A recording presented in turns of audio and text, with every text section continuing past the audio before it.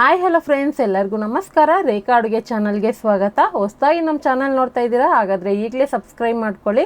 ಬನ್ನಿ, ಇವತ್ತು ಈ ಬಿಸಿಲಿಗೆ ಒಂದು ಹೆಲ್ತಿ ಆದಂಥ ಮೊಸರನ್ನ ಮಾಡೋದು ತೋರಿಸ್ಕೊಡ್ತೀನಿ. ಮೊಸರನ್ನ ಅಂದರೆ ಎಲ್ರಿಗೂ ಗೊತ್ತಿರೋದೆ, ಆದರೆ ಆರೋಗ್ಯಕರವಾಗಿ ಇವತ್ತು ನಾನು ಕೆಂಪು ಅವಲಕ್ಕಿನ ಯೂಸ್ ಮಾಡಿಕೊಂಡು ಮೊಸರನ್ನ ಮಾಡೋದು ತೋರಿಸ್ಕೊಡ್ತಾ ಇದ್ದೀನಿ.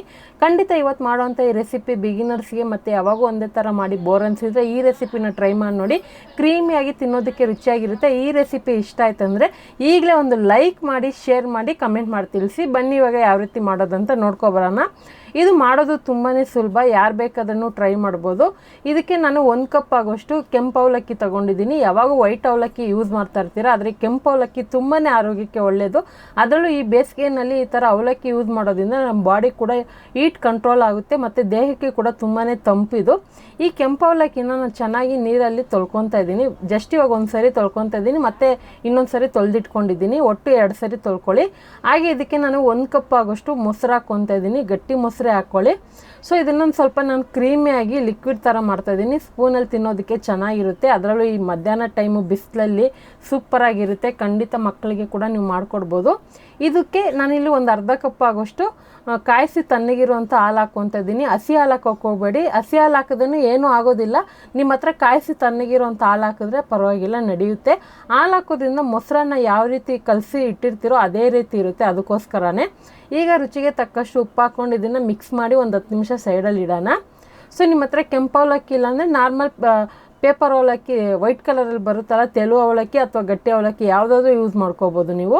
ಈಗ ಇದಕ್ಕೆ ಒಗ್ಗರಣೆ ಹಾಕ್ಕೊಳ್ಳೋಣ. ಒಗ್ಗರಣೆಗೆ 1 ಟೇಬಲ್ ಸ್ಪೂನ್ ಎಣ್ಣೆ ಹಾಕ್ಕೊತಾ ಇದ್ದೀನಿ. ಮತ್ತು ಹಾಲು ಅನ್ನೋದು ಆಪ್ಷನ್, ನಿಮ್ಗೆ ಬೇಕು ಅಂದರೆ ಹಾಕ್ಕೋಬೋದು, ಇಲ್ಲಾಂದ್ರೂ ನಡೆಯುತ್ತೆ. ಇದಕ್ಕೆ ಸಾಸಿವೆ 1/4 ಟೀ ಸ್ಪೂನ್, ಜೀರಿಗೆ 1/4 ಟೀ ಸ್ಪೂನ್ ಹಾಕ್ಕೊತಾ ಇದ್ದೀನಿ. ಹಾಗೆ ಇದಕ್ಕೆ ಒಂದು 5ರಿಂದ 6 ಗೋಡಂಬಿ ಹಾಕ್ಕೊತಾ ಇದ್ದೀನಿ. ಗೋಡಂಬಿ ಒಂದಿರುತ್ತಲ್ಲೋ ಅದನ್ನು 2 ಭಾಗ ಮಾಡಿ ಹಾಕ್ಕೊಳ್ಳಿ. ಇದಕ್ಕೆ 1 ಟೀ ಸ್ಪೂನ್ ಉದ್ದಿನ ಬೇಳೆನೂ 1 ಟೀ ಸ್ಪೂನ್ ಕಡಲೆಬೇಳೆ ಹಾಕ್ಕೊತಾ ಇದ್ದೀನಿ. ನಿಮಗೇನಾದರೂ ಬಾಯಿಗೆ ತಿನ್ನೋವಾಗ ಸಿಗೋದು ಇಷ್ಟ ಇಲ್ಲ ಅಂದರೆ ನೀವು ಸ್ಕಿಪ್ ಮಾಡ್ಕೋಬೋದು, ಆದರೆ ಹಾಕೋದೇ ಚೆನ್ನಾಗಿರುತ್ತೆ. ಮೊಸರಿನ ಜೊತೆಗೆ ತಿನ್ನೋವಾಗ ಒಂದೊಂದು ಬಾಯಿಗೆ ಸಿಗುತ್ತಲ್ಲ, ಚೆನ್ನಾಗಿರುತ್ತೆ. ಒಂದು ಚಿಟಿಕೆ ಆಗೋಷ್ಟು ಹಿಂಗೆ ಹಾಕ್ಕೊತಾ ಇದ್ದೀನಿ. ಹಿಂಗೆ ಹಾಕೋದ್ರಿಂದ ಒಳ್ಳೆ ಚೆನ್ನಾಗಿ ಘಮ ಬರುತ್ತೆ ಒಗ್ಗರಣೆಗೆ.